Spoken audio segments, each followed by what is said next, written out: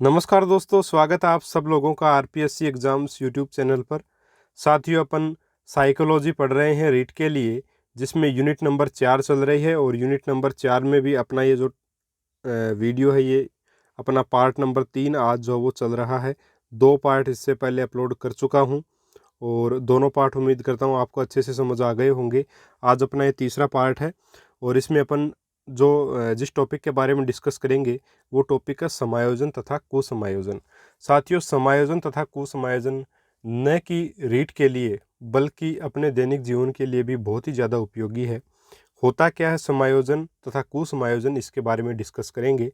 इसके प्रकारों के बारे में बात करेंगे। समायोजित व्यक्ति की क्या विशेषता है, असमायोजित या कुसमायोजित व्यक्ति की क्या विशेषताएं हैं, इनके ऊपर भी डिस्कस करेंगे।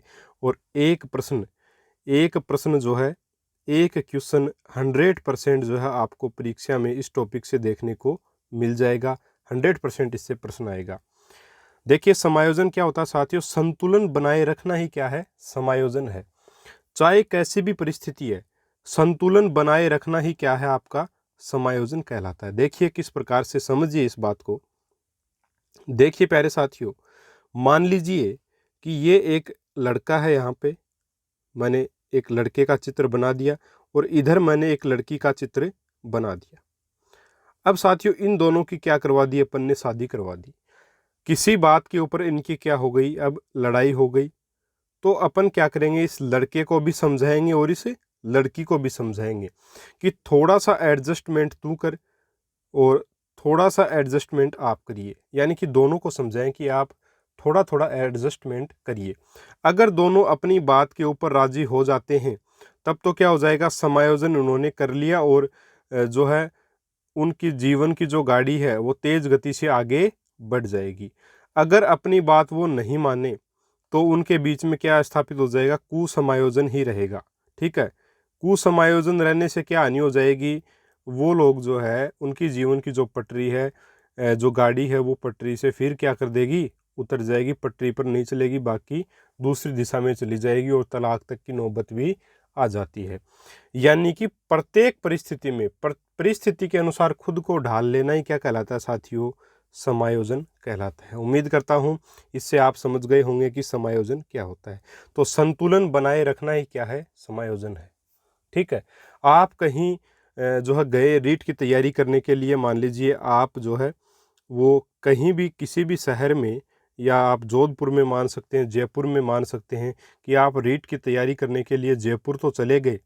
जयपुर जाने के बाद जो है आपको रूम सेट नहीं हुआ। जयपुर में आपको रूम सेट नहीं हुआ, न खाना सेट हुआ, तो क्या आपका समायोजन वहाँ हो पाया? तो इसका मतलब आप वहाँ समायोजित नहीं हो पाए साथियों। आप वहाँ पे समायोजित नहीं हो पाए, जिसकी वजह से आपकी तैयारी में बाधा आ जाएगी। यानी समायोजन जो है वो जीवन को भी प्रभावित करता है। जीवन को प्रभावित करता है समायोजन। जिस व्यक्ति में समायोजन का गुण पाया जाता है वो अपने जीवन की आधी लड़ाई तो ऐसे ही जीत लेता है। ठीक है। देखिए, परिभाषाएं भी दी गई हैं समायोजन की, कुछ मनोवैज्ञानिकों के अनुसार, उसको देख लेते हैं सबसे पहले।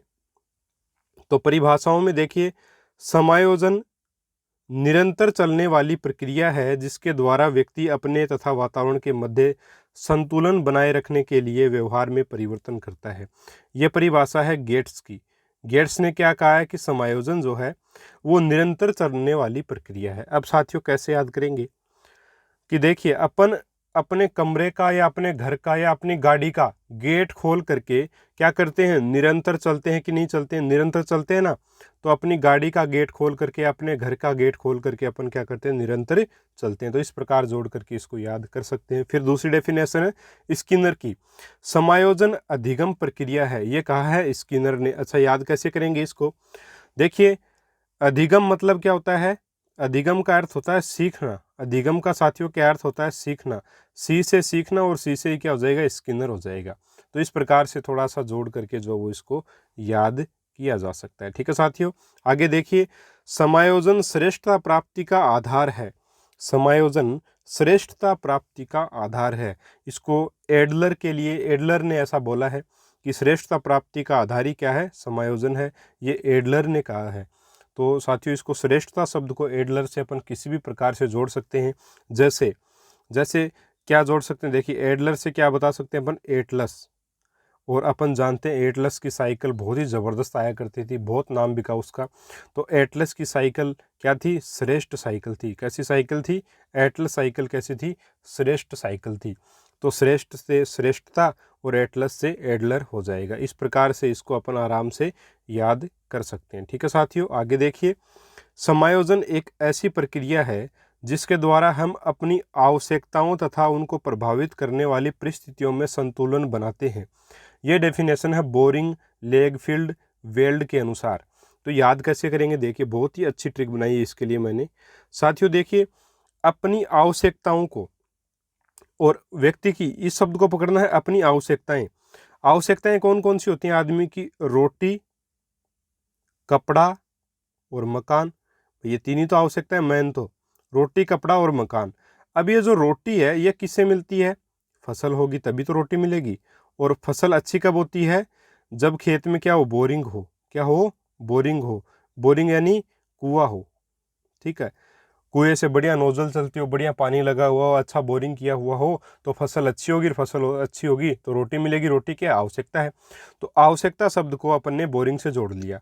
इस प्रकार से बोरिंग शब्द को पकड़ लेना है आपको, और आवश्यकता शब्द को जो है वो पकड़ लेना है, और उसके आधार पे जो है आपको याद करना। आवश्यकता शब्द और बोरिंग शब्द को पकड़ के आप याद इसको कर सकते हो। ठीक है साथियों, उम्मीद करता हूँ ये ट्रिक भी आपको जो है वो अच्छे से समझ में आ गई होगी। ठीक है, आगे देख लेते हैं डेफिनेशन इसकी ओर। देखिए, समायोजन के फलस्वरूप प्रसन्नता होती है क्योंकि इसमें संवेगात्मक द्वंद्व और तनाव दूर हो जाता है। ये डेफिनेशन है कुप्पू स्वामी की। अब साथियों, कुप्पू स्वामी अपन किसको मानते हैं, कुप्पू स्वामी अपन मानते हैं कपिल शर्मा को। ठीक है, और कपिल शर्मा का कार्य क्या है, देखिए यहाँ लिख देता हूँ, कुप्पू स्वामी मतलब कपिल शर्मा। भाई एक ट्रिक बना रहे हैं अपन तो। ठीक है, कुप्पू स्वामी का मतलब कपिल शर्मा, और कपिल शर्मा क्या काम करता है, लोगों को प्रसन्न करने का काम करता है। ठीक है, तनाव को दूर करता है, तनाव को दूर भी करता है। तो कुप्पू स्वामी को अपन कपिल शर्मा से आराम से, पिछले वीडियोस में भी हमने कुप्पू स्वामी को कपिल शर्मा से जोड़ करके याद किया था, आराम से याद हो गया था, और इसमें भी कर लेंगे क्योंकि प्रसन्नता और तनाव दूर करने वाले शब्द यहाँ पे आ रहे हैं। ठीक है, अब देखिए समायोजित व्यक्ति की विशेषता क्या क्या है, आराम से बता सकते हैं, बिना लिखे हुए बिना सुने भी अपन बता सकते हैं कि समायोजित व्यक्ति की विशेषताएं क्या हैं। समायोजित व्यक्ति है वो जीवन में कभी हार नहीं मानता दोस्तों। ये हालांकि यहाँ लिखा नहीं है, लिख दूंगा मैं। परिस्थिति के अनुकूल आचरण करता है, यानी जैसी परिस्थिति होता है उसी के अनुसार समायोजित व्यक्ति व्यवहार करता है। ठीक है, परिस्थिति अगर प्रतिकूल है तो वो अपने आप को शांत रखेगा, और अनुकूल है तो अपना बेस्ट देगा, उस अनुकूल परिस्थिति का फायदा उठाने की कोशिश भी करता है। स्वतंत्र निर्णय शक्ति, उसकी निर्णय शक्ति बहुत जबरदस्त होती है। समायोजित व्यक्ति सबको साथ लेकर के चलता है। ठीक है, अकेला आगे बढ़ने की नहीं सोचता, सबको आगे बढ़ाने की सोचता है। फिर है विषम या कठिन परिस्थितियों का सामना करने की उसमें योग्यता होती है, चाहे कैसी भी स्थिति आ जाए वो उसका सामना कर लेगा। स्वयं के गुण व कमियों की समझ होती है। समायोजित व्यक्ति को यह पता होता है कि तेरे में क्या तो गुण है और क्या अवगुण है, तू अपने अवगुणों को किस प्रकार से दूर कर सकता है और अच्छे गुणों को किस प्रकार से बढ़ा सकता है। तो ये एक समायोजित व्यक्ति को सब पता होता है। तो ये सारी चीज़ें हैं समायोजित व्यक्ति के लिए। और कभी हार नहीं मानता जीवन में, ये भी आप लिख सकते हैं, कभी हार नहीं मानता, ये शब्द भी आप जो है नहीं मानता, ये भी आप यहाँ पे लिख सकते हैं। ठीक है दोस्तों, तो ये हो गई समायोजित व्यक्ति की विशेषताएं। आगे देख लेते हैं अभी अपन कुसमायोजन। साथियों, कुसमायोजन क्या है, तो समायोजन तो अपन जानते हैं कि किसी भी परिस्थिति में अपने आप को ढाल लेना ही समायोजन है। तो कुसमायोजन, समायोजन का क्या हो जाएगा, उल्टा हो जाएगा, यानी कि समायोजन के विपरीत स्थिति क्या कहलाती है, कुसमायोजन कहलाती है। ठीक है, यानी कि परिस्थिति के अनुसार अपने आप को ढाल नहीं पाता है व्यक्ति, तो वो हो जाएगा कुसमायोजित व्यक्ति। अब इस व्यक्ति की विशेषताएं क्या है कुसमायोजित व्यक्ति की। कुसमायोजित जो व्यक्ति होता है वो निराशावादी होता है, उसमें आशा कुछ नहीं होती, निराशा, बहुत ज़्यादा निराश रहता है, हर वक्त निराशावादी होता है, भयभीत होता है, डरपोक होता है, किसी भी परिस्थिति में जो है घबरा जाता है, जल्दी घबरा जाता है, डर जाता है, सामना नहीं कर पाता हिम्मत के साथ, और चिंतित रहता है, हर वक्त चिंतित रहने वाला है कि यार मैंने ये काम नहीं किया, आज मेरे को ये काम करना था, नहीं हो पाया, मैंने गलती कर दी, और उसमें मतलब समय निकल गया फिर पछता रहा है। अरे समय निकलने के बाद पछताने से कोई फ़ायदा है नहीं, चिंतित रहने से कोई फ़ायदा नहीं है। अगर आपने जो काम करना था आपने नहीं किया, तो या तो उसी समय उसको करिए, या फिर उसके लिए अलग से समय सोचिए कि हाँ, इस वक्त मैं इसको कर सकता हूँ। चिंतित होने की कोई आवश्यकता नहीं है। मित्र बहुत ज़्यादा बनाता है, मित्र बनाने में बहुत ज़्यादा आगे होता है, पढ़ाई में ध्यान कम देता है, मित्र बनाने में ज़्यादा देता है। अंगूठा चूसता रहता है, छोटे छोटे बच्चों के लिए बोला गया है कुछ बच्चे जो होते हैं वो अंगूठा चूसते रहते हैं बहुत ज़्यादा, तो वो गलत आदत है। इसीलिए अपन बोलते हैं कि जो बच्चा अंगूठा चूसता है, अपन घर में बोलते हैं ना कि अगर बच्चा अंगूठा चूसता हुआ अपने को दिखाई देता है तो अपन यही बोलते हैं कि नहीं नहीं, ये गंदी बात है, ऐसा आपको नहीं करना चाहिए। ठीक है। फिर गाली गलौज करना, बिना बात के गाली देता रहता है, हर वक्त किसी से भी बात करे तो गाली देकर ही बात करेगा। ऐसे बहुत से लोग आपने देखे होंगे, तो वो कुसमायोजित व्यक्ति हैं, वो अच्छे व्यक्तित्व के, समायोजित व्यक्तित्व की वो पहचान नहीं है। आक्रामक व्यवहार, बहुत ही जल्दी गुस्से में आ जाते हैं, गाली गलौज करने लगते हैं। बिस्तर गीला करना, छोटे बच्चे कुछ होते हैं या जो बच्चे होते हैं वो भी ऐसा कर देते हैं कभी कभी, तो ये भी कुसमायोजित व्यक्ति की पहचान है। फिर है काल्पनिक दुनिया में विचरण, दिमाग में सोचते रहते हैं कि यार अगर मैं ये बन जाऊंगा तो मैं ये काम करूंगा, ठीक है, ऐसा मैं बन गया तो मैं ये काम कर दूंगा। अरे भाई पहले तू बन तो सही, उसके बाद करना ये काम। तो काल्पनिक दुनिया में ही विचरण करते रहते हैं, वास्तविकता में किसी प्रकार का कार्य उसके लिए नहीं करते हैं। विद्यालय से भाग जाने का गुण भी इनमें पाया जाता है। हालांकि ये गुण जो है वो बहुत से बच्चों में पाया जाता है, लेकिन वो वाला भागना और ये वाला भागना फर्क है। कैसे, देखिए, एक बच्चा ऐसा है जो किसी कारणवश एक दिन स्कूल से जल्दी आ गया बिना बताए हुए, तो लगभग बच्चे ऐसा कर देते हैं, कोई दिक्कत नहीं है। विद्यालय से भाग जाना, इसका मतलब है ये जो बच्चा होता है ये हर वक्त यही सोचता है कि यार मैं कैसे यहाँ से निकलूं, जैसे तैसे करके वो विद्यालय से निकलने की कोशिश करता है, या बिल्कुल आता ही नहीं है। ऐसे बच्चे आपने बहुत से देखे होंगे, आप जब पढ़ाओगे तब भी देखोगे। तो उन बच्चों को हैंडल कैसे किया जाए, तो उनके साथ बड़े प्यार से बात करनी चाहिए। यहाँ पे उपचार भी देखिए मैंने लिख रखे हैं। उपचार क्या है साथियों, सबसे जो बढ़िया उपचार है इस प्रकार के बच्चों का, वो है हस्त कौशल की शिक्षा उनको प्रदान की जानी चाहिए। हस्त कौशल की शिक्षा अगर उनको अपन प्रदान कर देंगे तो इससे फ़ायदा क्या होगा कि जो बच्चे कुसमायोजित हैं और उनको हाथ का कार्य अच्छा आता है किसी प्रकार का, जैसे कोई खिलौना अच्छा बना सकता है या कुछ और अच्छा कर सकता है, बुनाई सिलाई अच्छी कर सकता है, तो ऐसे कार्य जो है वो अपन उसको सिखाएंगे और उन कार्यों के लिए उसको प्रोत्साहित करेंगे। तो वो जो कुसमायोजित, जो बुरा व्यवहार करने में अपनी जो एनर्जी वेस्ट कर रहा था, उसको वो अच्छे कार्य में लगाएगा। तो हस्तकौशल की शिक्षा प्रदान करना कुसमायोजित बच्चे के लिए सबसे ज़्यादा महत्वपूर्ण होती है। ये रट लीजिएगा, इस लाइन को, बहुत ज़्यादा इम्पोर्टेंट लाइन है कि कुसमायोजित बच्चे के लिए, यहाँ पे कट गया थोड़ा, लिख देता हूँ, हस्तकौशल की शिक्षा, हस्तकौशल की जो शिक्षा है वो सबसे बेस्ट होती है आपकी कुसमायोजित बच्चे के लिए। और आपके जो अपराधी प्रवृत्ति के बच्चे अपन आगे पढ़ेंगे अधिगमकर्ताओं में, तब भी ये आएगा आपने, तो तब भी अपन देखेंगे इसको। तो हस्तकौशल की शिक्षा प्रदान करना सबसे बेस्ट रहता है। इसके अलावा उनके साथ व्यवहार कैसा किया जाना चाहिए, कक्षा में अच्छा व्यवहार जो है उनके साथ किया जाना चाहिए। कभी कभी क्या होता है कि टीचर जो है वो ऐसे बच्चों को जो है नेग्लेक्ट कर देता है, उनकी जो है बेइज्जती करता रहता है कक्षा में, जिससे वो और ज़्यादा चिढ़ जाते हैं और कक्षा में आना पसंद ही नहीं करते। पहले से उसे नापसंद था कक्षा में आना, अब वो बिल्कुल भी नहीं करेंगे। तो ऐसे बच्चों को प्यार से समझाना चाहिए, तो फिर जो है वो धीरे धीरे जो है उनमें सुधार होने लगता है और वो कक्षा में भी शामिल होने लगते हैं। तो ये था साथियों कुसमायोजन। समायोजन और कुसमायोजन मेरे हिसाब से अच्छे से समझ में आ गया। चलिए आगे बात कर लेते हैं अभी समायोजन के प्रकारों के बारे में। तो सबसे पहली अपनी हेडिंग अपने को लगानी है समायोजन के प्रकार। देखिए साथियों, समायोजन के जो है 3 प्रकार हैं, लिख लेते हैं अपन। समायोजन के प्रकार। साथियों, समायोजन के 3 प्रकार हैं। पहला जो प्रकार है वो है रचनात्मक समायोजन।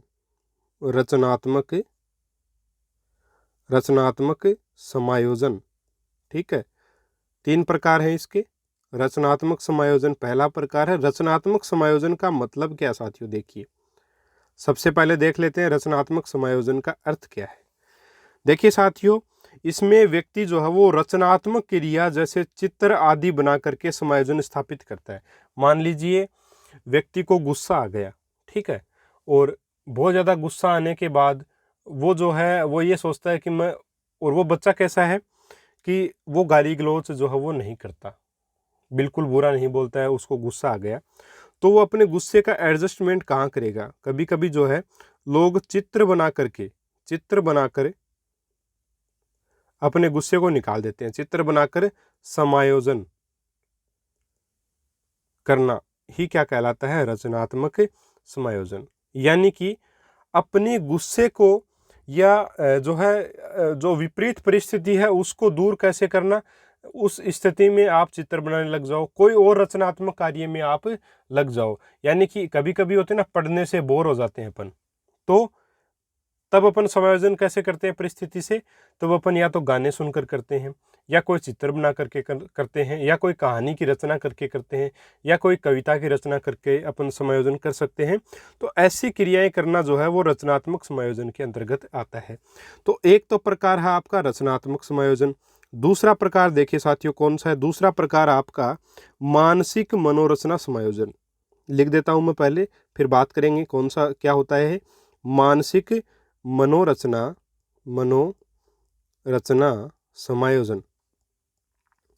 समायोजन ये दूसरा प्रकार है समायोजन का। टोटल 3 प्रकार हैं, तीनों की बात करेंगे डिटेल से। देखिए साथियों, मानसिक मनोरचना समायोजन क्या है, यानी कि इसके लिए बोला जाता है कि अवांछनीय लक्षणों को वांछनीय लक्षणों में बदलना। अवांछनीय यानी कि जो आपसे नहीं हो पाए, या फिर एक प्रकार से जो है अवांछनीय कौन से होते हैं, जिनको अपन करना नहीं चाहते, ठीक है। तो ऐसे चीज़ें जो अपन नहीं करना चाहते उनको ऐसी चीज़ों में बदलना जिनको अपन करना चाहते हैं, ठीक है। तो इसके लिए यही लिखा जाएगा, इसका थोड़ा सा आपको ध्यान में रखना है कि अवांछनीय लक्षणों को वांछनीय लक्षणों में बदलना किस प्रकार का समायोजन है। तो ये है मानसिक मनोरचना समायोजन। यानी दिमाग में फिट कर लेते हैं अपन कि ये कार्य अपने को नहीं करने और ये कार्य अपने को करने हैं। तो लिख देंगे अवांछनीय लक्षणों को वांछनीय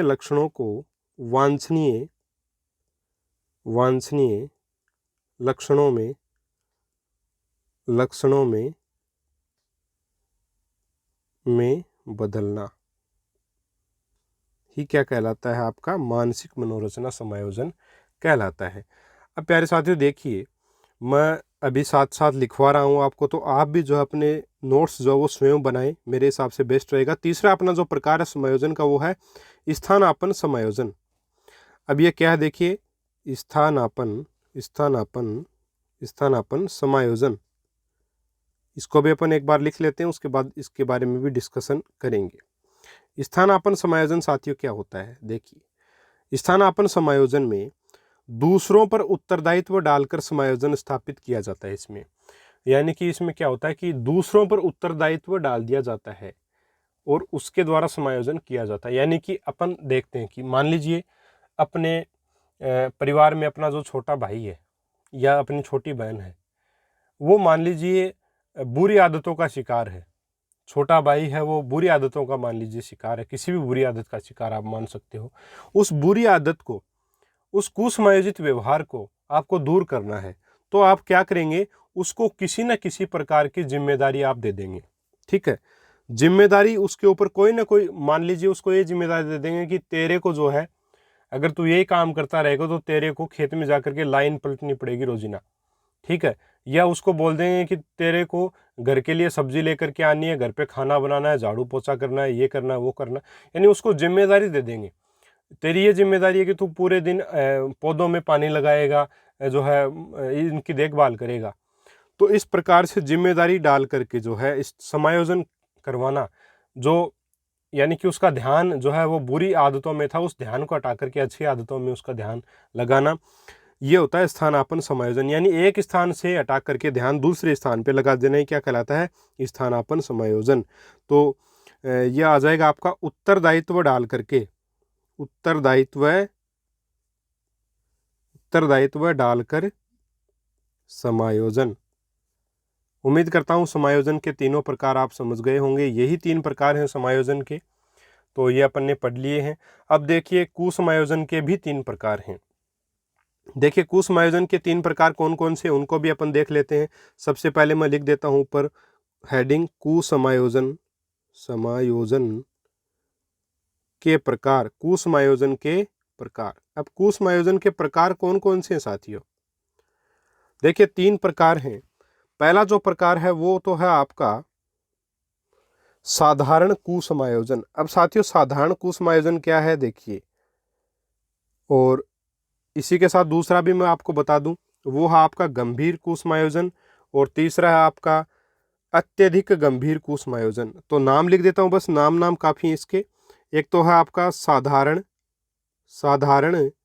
कुसमायोजन, साधारण कुसमायोजन है एक तो आपका, और दूसरा है आपका गंभीर कुसमायोजन। अब ये क्या है इनके बारे में बताऊंगा आपको, गंभीर कुसमायोजन, ठीक है।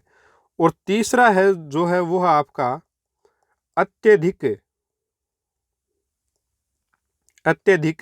गंभीर कुसमायोजन। तो ये कुसमायोजन के 3 प्रकार हो गए।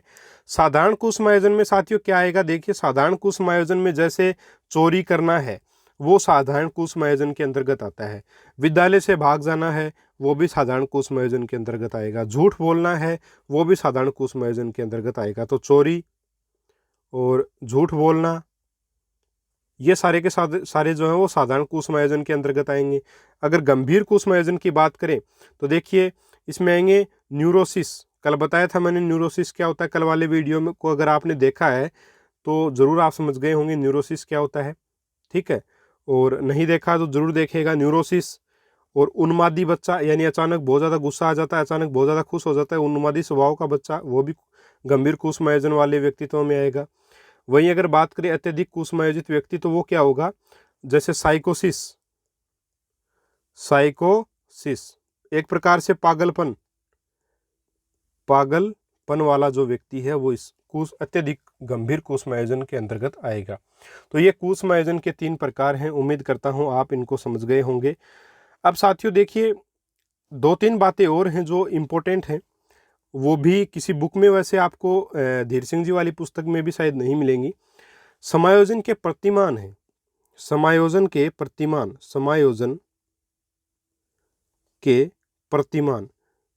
ये समायोजन के साथियों 3 प्रतिमान हैं। अब ये 3 प्रतिमान कौन कौन से, देखिए नाम बस काफी है।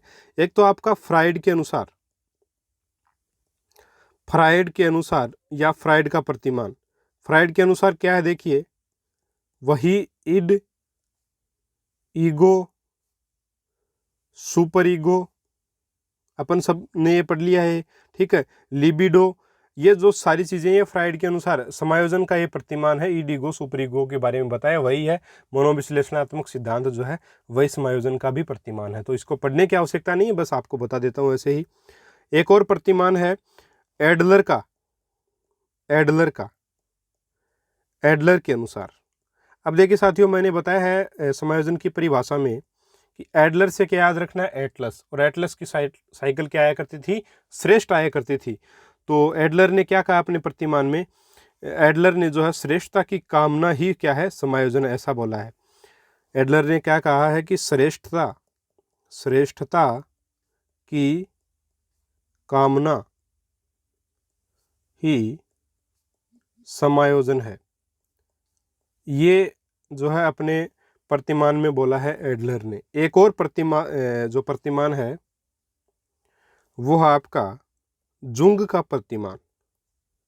युंग या जुंग एक ही बात है, कहीं कहीं युंग होता है लिखा आता है, कहीं कहीं जुंग भी लिखा आता है। तो जुंग या युंग के अनुसार इन्होंने क्या कहा है, आत्म सिद्धि ही समायोजन है। आत्म सिद्धि ही समायोजन है, ठीक है साथियों। ये है आपके समायोजन के 3 प्रतिमान। ठीक है, अब समायोजन वाले टॉपिक से कुछ भी शेष नहीं रहा है, बस एक ही टॉपिक शेष रहा है, सॉरी 2 टॉपिक शेष रहे हैं। एक तो आपका कुसमायोजन, जो समायोजन को मतलब एक प्रकार से समायोजन को हानि पहुंचाने वाले कारक कौन कौन से हैं, जैसे दुश्चिंता है, कुंठा है, भग्नाशा है, वो सारी बातें अपन अगले वीडियो में बात करेंगे। इसके अलावा जो है कौन सी विधियों से कुसमायोजन को दूर किया जा सकता है, काफ़ी सारी विधियां हैं, सबको डिटेल से डिस्कस करेंगे साथियों अपन। तो वो सारे अगले वीडियो में डिस्कस करेंगे। आज के वीडियो में बस इतना ही, और अगले वीडियो में ही इस वीडियो से संबंधित प्रश्न भी मैं लेकर के आऊँगा। और उम्मीद करता हूँ आज का वीडियो आपको पसंद आया होगा, और आप लोग जो है स्क्रीनशॉट ले सकते हैं, सभी जो पेजेस जो हैं उनके आप स्क्रीनशॉट ले सकते हैं, क्योंकि बिल्कुल ऑथेंटिक चीज़ें आपको पढ़ाई गई हैं, कहीं कोई इसमें गलती नहीं है। ठीक है साथियों, फिर भी अगर आपको किसी प्रकार की समस्या है तो आप कमेंट बॉक्स में डाल सकते हैं। वीडियो अगर आपको पसंद आया है, हमारी मेहनत आपको अगर थोड़ी सी भी लगे कि हम आपके लिए मेहनत कर रहे हैं, तो प्लीज़ वीडियो को जितना ज़्यादा हो उसके शेयर करें। और चैनल को सब्सक्राइब नहीं किया है, पहली बार चैनल पर आए हैं, तो चैनल को सब्सक्राइब भी ज़रूर करें। साथियों, मिलेंगे अगले वीडियो में एक और नए टॉपिक के साथ। तब तक के लिए जय हिंद, जय भारत, राम राम।